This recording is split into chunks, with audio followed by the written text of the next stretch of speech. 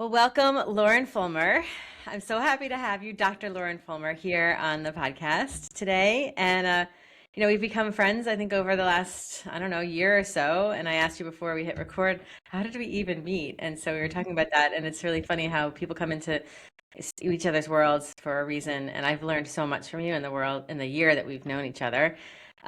Just a little background for our listeners. Lauren comes to us with a wide expertise, as I learned by when because I knew you before I started looking at your website, and then I'm like, oh my goodness, Lauren is you describe yourself on your website as um, presenting on the intersection of social emotional learning, curriculum design, and equitable instructional practices, translating your research into practical strategies for educators.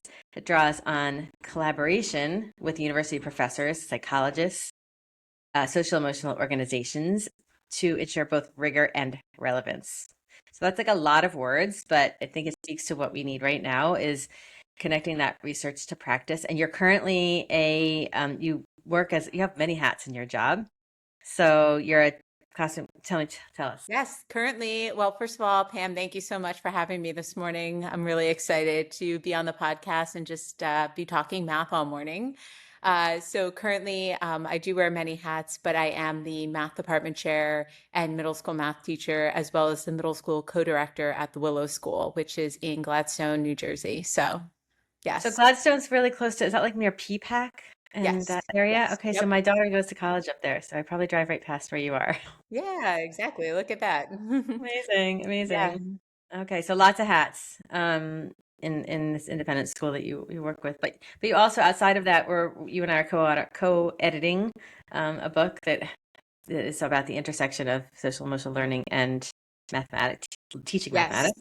Yes. So I love looking at both theory and practice. And so throughout the years, many of my hats have related to kind of both of those roles. So whether it's, doing research in order to write an article with, people through Rutgers, or I've collaborated internationally, I've collaborated with teachers I've worked with, or to put that into practice, right, in the classroom, or to support others putting it into practice through professional development. I really just like looking at the intersection between both of those. And then, when we're looking at more of the content, looking really specifically at the intersection between equity, social emotional learning, which obviously those two are interrelated, and then, of course, mathematics. I think oftentimes when we talk about social emotional learning and social justice, equity, I think often we kind of sequester those topics to the humanities, but they are, so relevant to math. And as we're going to chat about this morning, math is a subject where people really early on develop an identity. It can be very positive, as was the case with my identity, but I feel like oftentimes it is very negative and it can completely shape their school experience. So that is something I feel we can be proactive in addressing through, the integration of social emotional learning, to kind of get ahead of. And so that's why it's something that I feel very passionate about, that there is that real interplay between mathematics and social emotional learning. Amazing. We're gonna get even deeper into that as the episode goes on. So, just to frame this for the listeners, can you just share a little bit about your math story? And when I ask that question, what I'm looking for is like, what are the experiences, the moments that might have shaped how you saw yourself as a math person or not? And that this could be like from your early career, like as a first or second grader, all the way up through being a teacher and where you are now. Yeah, so I think honestly, I do see I was reflecting on that, knowing that that was a question that was coming. And so I do see a lot of my character having been built over the years through mathematics. And when I say that, I remember early on just the excitement of having to persevere and really stick with a really challenging math concept or problem, and thinking about it long after, math class was over. So I am somebody who I think others would describe as being really, dedicated, committed, really persevere, not giving up. And so that's kind of a quality that I really gained throughout, mathematics throughout the years. I think also humility really shone through because I was kind of just looking from the beginning of my math years until kind of later on. When I was in elementary school, I was really strong in math, and I was one of those people who saw myself as a math person. Math also gave me a lot of comfort and safety by having really clear boxes, right, to put into, there wasn't the shades of gray. So I feel like having a right answer or a wrong answer, it was really comforting to me and almost something that I appreciated whenever there was, whether going through friends issues growing up or family dynamics changing, like I feel like that was something that I always came back to, that feeling of safety. But I mentioned humility, and as I progressed, I was always in the honors and in enriched classes throughout elementary school, middle school, high school. I always really connected with my math teachers, and I really do feel as though that's why that shifted my trajectory to pursue it in college, a major both in K to 12 mathematics and then also in teaching as well. But I feel through all of those elements, I had mentioned, humbled by the fact that there were always people in the room who got it quicker than me, or who, even when I thought I was like, wow, I really have got this. I'm a really strong math student. I feel like that was really humbling. And I really almost craved that, wanting to push through a challenge and really understand something deeper. So when I got to college and was sitting in classes like abstract algebra, discrete mathematics, uh, differential equations. I feel like that was really when too I realized that, you know, there were so many people who were math people. I was a small fish in a big pond. And rather than shying away and kind of retreating, I feel like I was almost drawn to the fact that I wanted to prove myself and learn from everybody else and really just get to be better. That being said, though, I realized that I did have the skill set to be able to do that, right? Like math did come a little bit more naturally to me. I don't believe necessarily in the whole notion of a math person and not a math person. So I'm not going to subscribe to that, Yeah, at yeah, yeah. all. But I feel like just the math abilities came a little bit more naturally. So I did have that to rely upon. And now, having done a lot of work, which I know we're going to talk about on dyscalculia, and realizing that that's not the case for many people, I've been able to engage in some perspective taking and really appreciate, some of the struggles that other people have gone through, and realize that, like, that experience that I had would have been very different for other people. So, Wow. I mean, so many things you said in there about like your humility, your perseverance, the comfort and safety that you got from feeling like there's a clear path sometimes, but then also knowing that maybe there's not a clear path. And it speaks volumes to like you as a character, like of not giving up, right? It sounds like you were just like that from a very young age. mhm. Yeah, yeah, amazing. Is there any so, and you also mentioned you connected with your math teachers. Why? I Yeah, I don't know. I mean, Or how? Or with how? I Right? connected with many teachers. Like that was off, like really, I was thinking about pursuing engineering or architecture or math and education. And so I ended up going the math and education, just feeling as though I'd really be able to have that, ability to connect with people, and that's what's something that's so energizing for me. And I wasn't certain about how I would be able to fulfill that need in the engineering architecture route, although I'm sure I absolutely could have. But so I do feel that was really motivated by the fact that I connected with many teachers, but ultimately with the math teachers that I had. And I don't know why it was them in particular, if it was just that, you know, they saw something in me and, realized that I had that yearning to really develop my understanding more deeply, which as a teacher now, you would love that in any student. Yeah. And Yeah. so I feel like that's probably what it was. But I mean, I feel like those connections, like it did make me see, math as the more, like I said, like the intersection with the social emotional learning, right? The relationship building, all of those components that oftentimes we don't see when we think of math. They were really apparent to me. So. That's amazing. And I think like in today's world, I have two, well, I know we both have kids, and I have one who's a junior in high school, and I've noticed when he comes home, the teachers he talks about are the teachers who he connects with. Um, it doesn't matter what subject it is. And I think this is really important to like pinpoint is, and teachers have a hard job these days, Mm-hmm. but Mm-hmm. connection, I think, is the key. It's connection before curriculum, maybe. I don't know.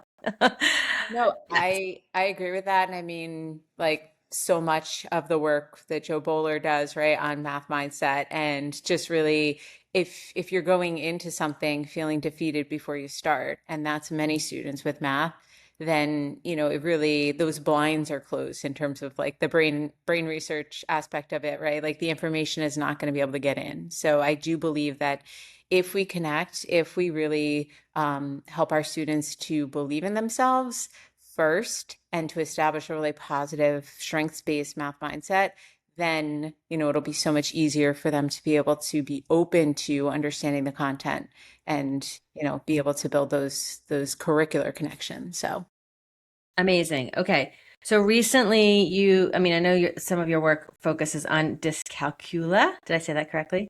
Okay. it's either dyscalculia or dyscalculia, either Okay. one. I've Yeah. always said dyscalculia. Okay. Anywho, but I did see you speak at a conference last spring, I feel like, and I was like, oh my gosh, you taught me so much because I've been teaching math for a really long time, and I really know very little about dyscalculia.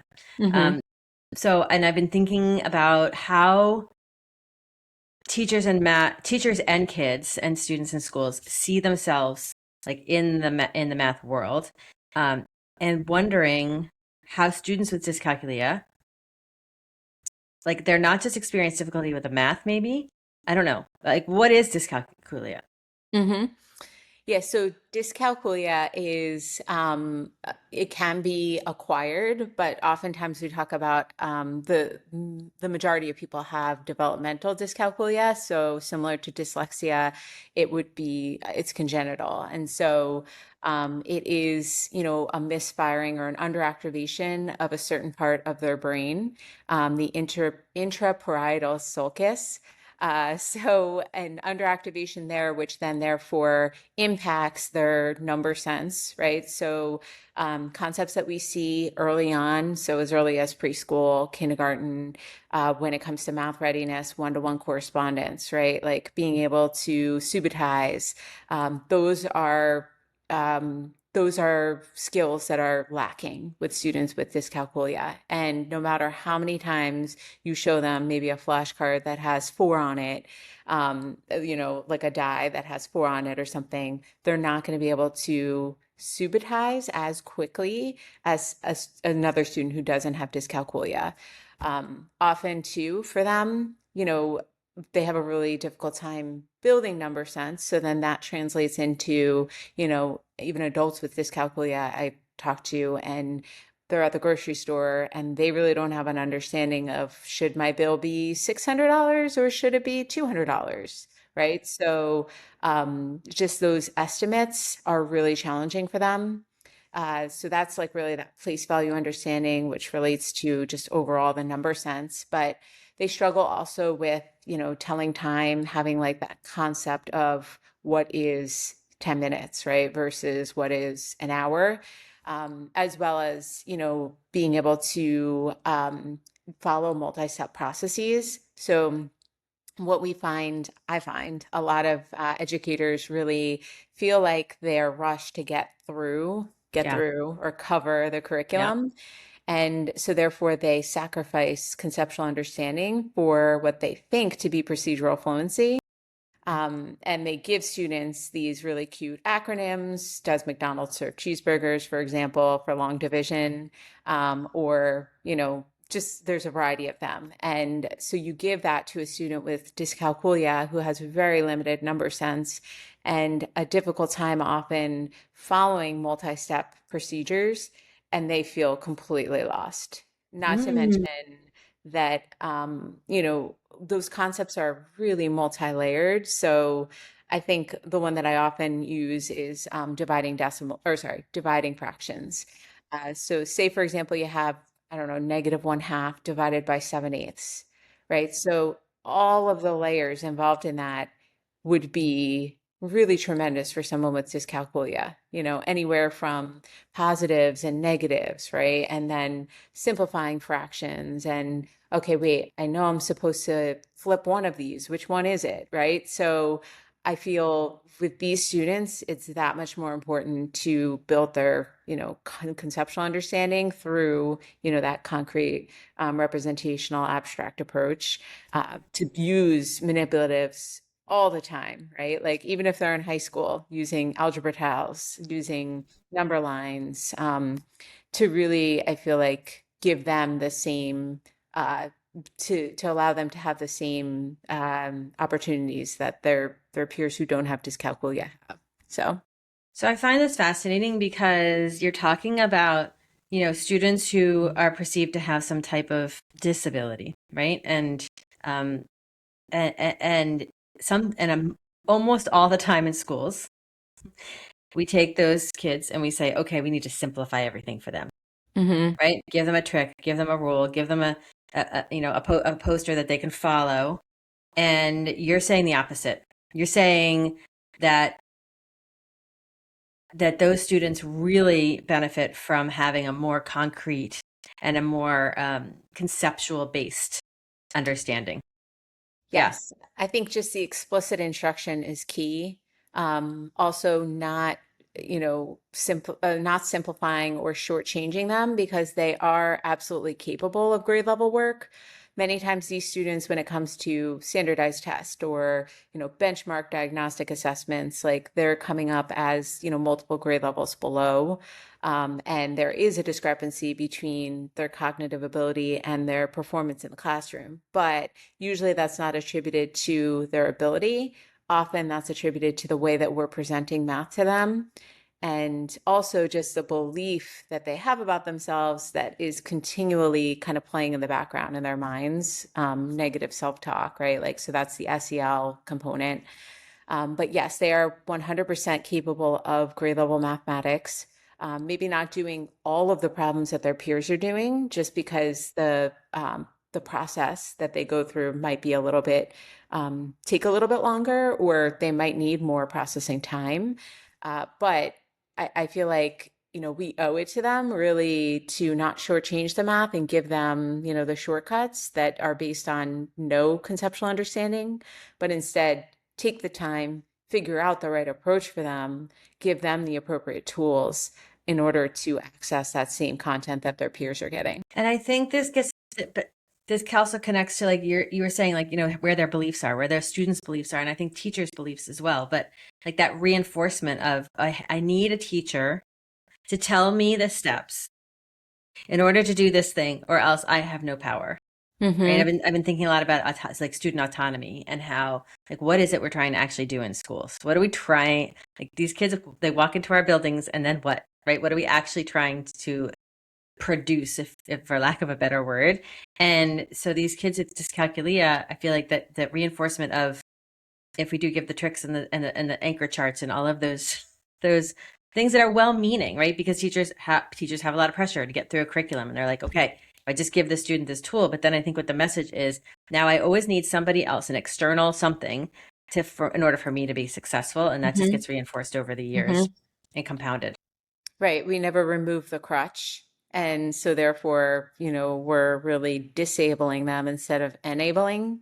And I think it's really just that strengths based versus the deficit like based approach. And I try as best I can, right? But I'm human, to always approach my students from that strengths based lens, so that, they see that I believe in them, right? Like, even if there's one thing you understand about this concept that we're learning right now, that's great. We can work with that one thing, we can build on it, right? Mm. And so I think that, that's really challenging, like you're saying, because when we do give them a crutch, what we think is a tool, it's not facilitating independence. Oftentimes it is just, a Band-Aid that's just getting them through to the next concept so that they can kind of understand it at a mediocre level. And they're never really building that sense of autonomy, that sense of, math identity, as in I can do this, and also that sense of understanding. Yeah, and even when thinking about this, like the standards for mathematical practice, right? It's like those students kind of like, it seems like, in the situations where we give them too many scaffolds, if you will, it's like we're robbing them of that opportunity to engage in the standards for mathematical practice. Mm-hmm. Yeah. And I think this is hard for teachers to do. I know this is hard for teachers to do, right? Because, well, let me ask you this. Is there a percent of like the population? Like if I was a teacher and I had a classroom of 25 kids, I mean, in general, what percent of those kids might, let's suppose this, I'm teaching sixth grade, right? And I have 25 students because I was a sixth grade teacher for a long time. Mm-hmm. And I have 25 students in my classroom and I'm like, I don't know which one of those, like maybe there's some who are, at sixth grade, they start to get a little like hormonal or whatever. And I'm like, who in here is the, like, who are the ones who, like, how do I identify, stumbling over this question, how do I identify as a sixth grade teacher who actually has a dyscalculia, or is there a range? Is there like a spectrum? And Yes. then what do I do about it? Right now, okay. Yes, so there is, first of all, it's about 3 to 7% of the population is suspected to have dyscalculia. However, that number we believe to be significantly underestimated, just given the lack of research that has been done in the field of dyscalculia. We are decades behind dyslexia when it comes to the research, and there is a stark disproportion with money that has been allocated for research on dyslexia. I think it's like 120 million or something for dyslexia research, and it's just like a fraction of that, maybe 2-3 million for dyscalculia. So not 100% on those numbers, but it's vastly different. So there is an under-identification of people, of students with dyscalculia. That's number one. We say 3 to 7%. So going back to your So you're saying classroom of 3 to 7, 3 to 7%. 3 to 7. So Okay. if we're thinking about your classroom of 25 math students, right? So like maybe one according to the research. However, I would imagine that it's probably closer to like 2, 3, 4 students. There is a range in terms of the severity of, dyscalculia and how it manifests itself. So there are students who it comes across very mildly, and then there are students who it's much more severe. Um, and then there are, different subtypes as well. So often with the subtypes, though, we don't get that information from the testing that is done in public schools, by the child study team. We get that there's a specific learning disability with an impairment in mathematics. So that is code for dyscalculia. But when you get the really comprehensive battery done by, a neuropsychologist, that's when we can usually see a little bit more information about the subtypes. And then in terms of like, okay, well, how do you figure out who it is? What do we do? I mean, when I do professional development with teachers on dyscalculia, I know that that's, they often want to take action, right? So like, what can we do here? And so there are screeners that are available. There are some free ones that are, not so great, but there are, plenty that give you some decent information about red flags about students with dyscalculia. There are digital ones, hard copies as well. And then, of course, there are ones that you can pay for that definitely provide more comprehensive information. And I think that it's really, as a teacher, and, as an administrator, it's really just getting the conversation going. So Mhm. flagging, okay, well, we think this student might be at risk. So whether that's taking action in a public school with the child study team, right? Like, or INRS if they haven't been there yet. Or if you're in an independent or private school, like making sure that you're, like letting the team know or letting the parents know, whoever does the testing. But I think that even too, once we get that label, like many students have that label in our classes, and teachers don't even know that that means that they have dyscalculia. But it's really just like, okay, well, Ah, what next, right? So like we have this student with yeah. an SLD in mathematics. Okay, well, that doesn't mean that we just write a goal on his or her IP that is math related. Instead, it's really thinking about best practices for students with dyscalculia. It's really thinking about how can we equip the teachers to be able to best meet their needs. So I think it's a much bigger conversation for schools, to really, because like you said, you have been in math education for years and really don't have a really strong understanding about dyscalculia. So if that's you, who's a math superstar, right? Like then how about many of the other people out there who might be starting out? This is kind of has implications also for pre-service teacher programs, right? Like, so Yes. I think it's really, um, there's a lot of research done by Brian Butterworth out of the UK. Like he's been fantastic, great name. Definitely look into some of his work. But I feel like in the US, we're just getting started. So. And I think you mentioned something about, like on the IEP, right? So I asked a child study team department head, director of special services. I was in a school just a week ago, and I asked her, okay, what is the reason? And we don't have to get into the specific reason of like the intervention of giving students the multiplication chart, Hmm. right? Which I have issues with, but I think maybe I'm not educated enough. But that's, you have an IEP or a 504, and that's like seems to be like a trigger. It's either Hmm. extra time for testing Yep. or Yep. give the student a multiplication chart. And I'm thinking, are these the interventions that are actually helping? And I asked her, I said, what is the research behind this? Because I need to inform myself. And do you know? And she really didn't have an answer for me. And she said, but that's a great question. And I'm thinking, you're mentioning before the conceptual understanding, the using manipulatives, providing students with opportunities to have concrete understanding of the math. And I don't feel like those messages are getting into these IEPs. And listeners, please correct me if I'm wrong. But in the schools that I've been in, I see those two interventions and maybe like a different testing environment or a scribe. Like these are the things, but they're not necessarily like, what do we do about when we're Specific. teaching, right? When Right. we're teaching. Right.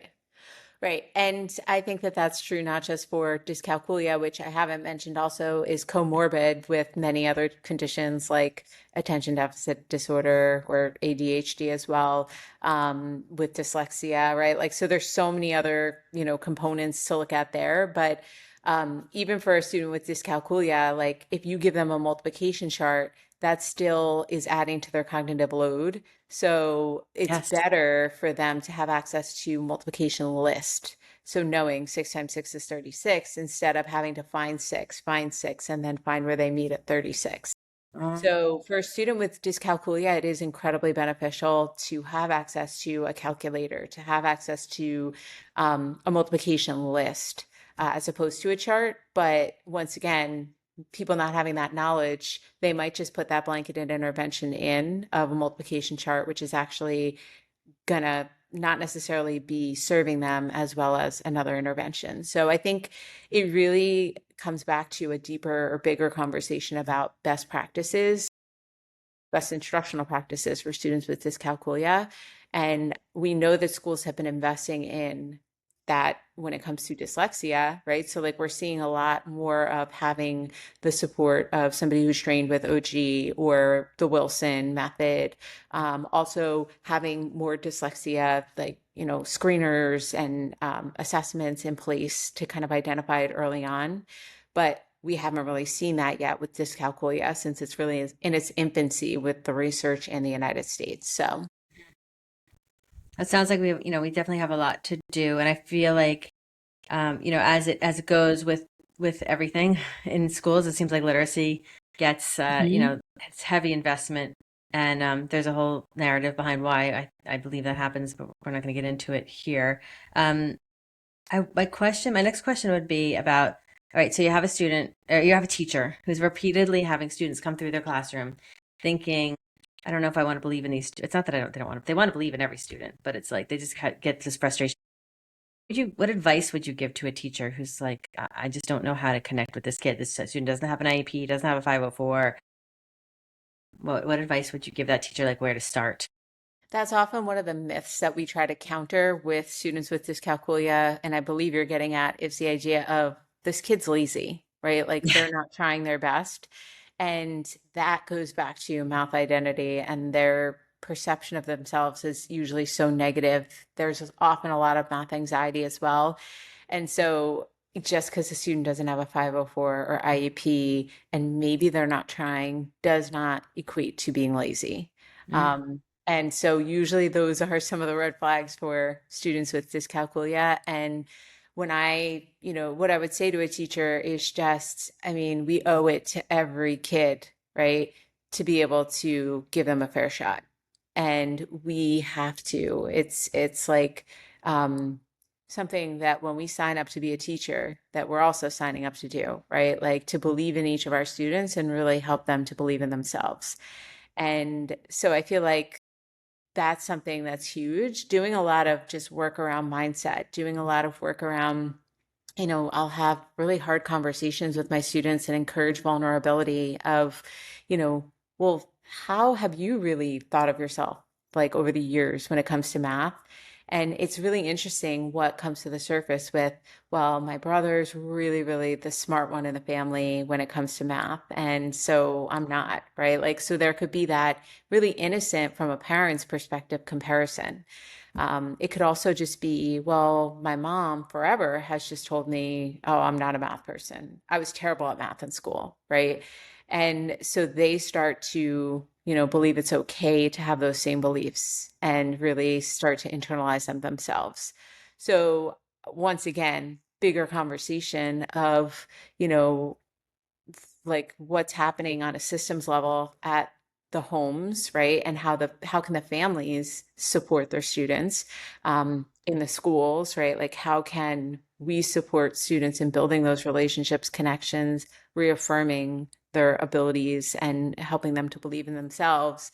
And then, more globally, like how can we really address this big issue by investing more in the research and, really making it just as important, like you're saying before, when it comes to literacy as dyslexia. So, Yeah, amazing. I was in a fifth grade classroom just the other day, and the teacher says, you know, this new program, they're telling us to use manipulatives. And I'm thinking, fifth graders using manipulatives? And I'm like, she's like, I don't know. She's like, you know what? I used the manipulatives the first day. And guess what? They got it. They got it in 2 days, whereas I usually teach the topic in 5 days. So anyway, I want to wrap this up because I know that you have students coming in and they're probably like, why is Miss Fullmer on a Zoom call? Anyway, or Dr. Fullmer, sorry. Okay, so Dr. Fullmer, so what gives you hope in like one sentence or less? What gives you hope in the math education space? yeah, so I mean, I think a lot gives me hope. I think that, we always have to have hope. It's kind of the fuel that keeps us going. And what gives me hope is that, you know, I've become so much more invested in this topic and passionate about it. And I think it really can kind of spread like wildfire because, as I'm leading, presentations or as I'm giving workshops on the topic, it just takes one person from one school to then kind of spark the fire in their school, and to just bring that word in dyscalculia and really start that conversation. And then, another person in another school, right? So like I think we really can spread the word about it and hopefully, I feel like emphasize the importance of investing in it, so that this way, we do really have the information and the knowledge to equip teachers who are on the front lines with these students to best serve their students' needs, to best see and hear and understand their students, so that, we're giving all students, talking about equity, a fair shot. And I think that's really what it comes down to, right? Like just seeing each student, for who they are and for who they can be and helping them to really fulfill that potential. Wow, what a beautiful answer. Amazing. Okay, so you have students in your classroom right now. It's time to go. Where can people connect with you? I'll put it all in the show notes, but where do you hang out? And then I'll just put the actual links in the show notes.